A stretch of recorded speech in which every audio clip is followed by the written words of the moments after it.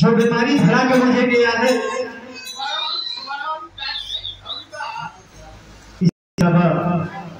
न किसी मार्केट में, न किसी गाँव में, ना कोई दुकान पे, ना कोई मेडिकल में नहीं मिल रहे।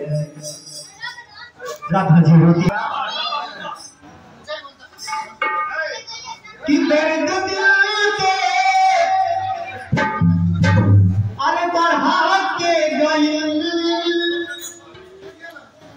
रात भजी होती है कि दर्द दिल के अरे बढ़ा के गई मथुरा में चार हमने छोड़ के बाकी लिया लगा के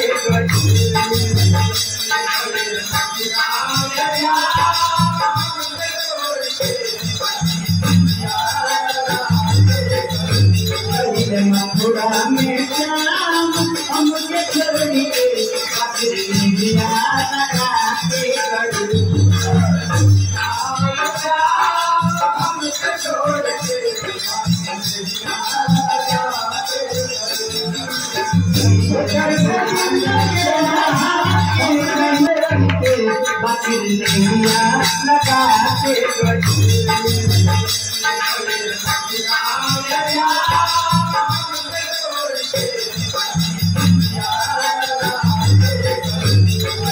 मथुरा में श्याम हमके छोड़ के बाकी लिया लगा के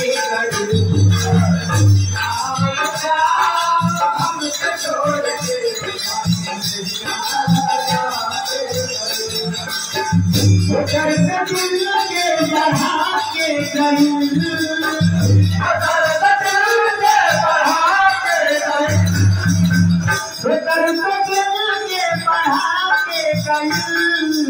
के मथुरा में श्याम हमके छोड़ के बाकी लिया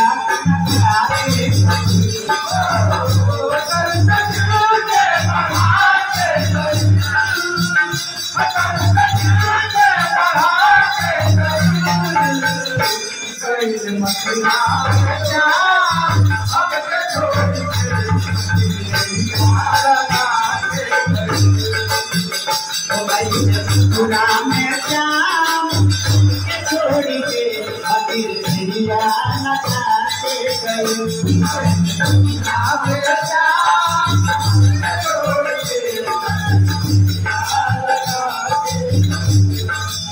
आगे राधा जी कहती है क्या,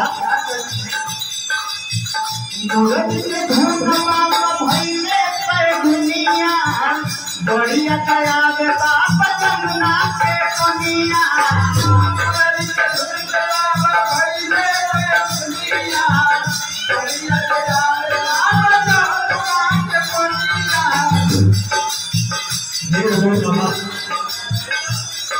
ऐसी दर्द है, नाक कहने जा रहा है, नाक कहने बिना रहने जा रहा है।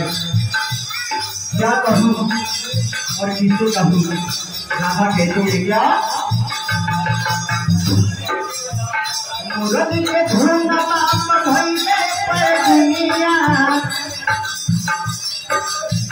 बढ़िया दयाल बाप जमुना के कनिया।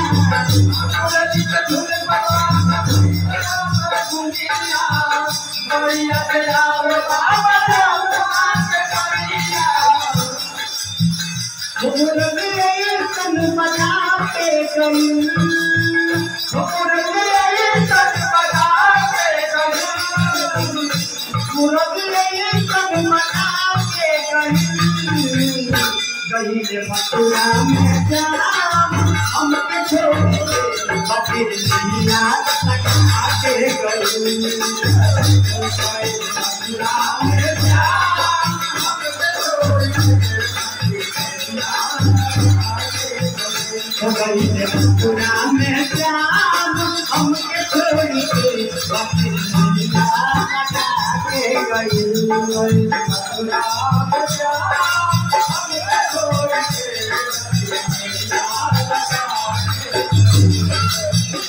आगे राधा जी कहती है जय हो बाबा। आपसे तो क्या बताऊं, बड़ी दुख की बात है। कहते हैं क्या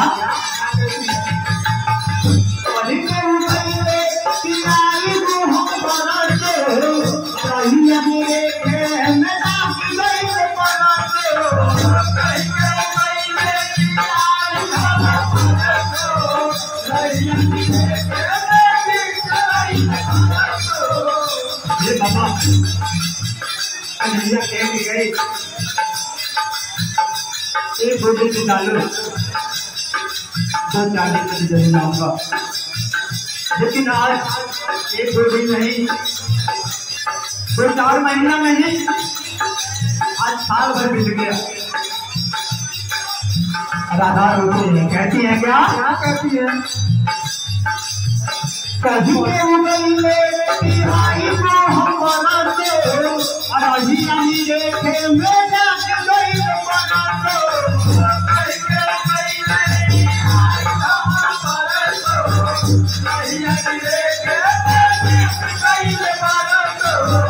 कभी के उगले तिहाई को हम बनाते अराजी नहीं देखे मेरा गई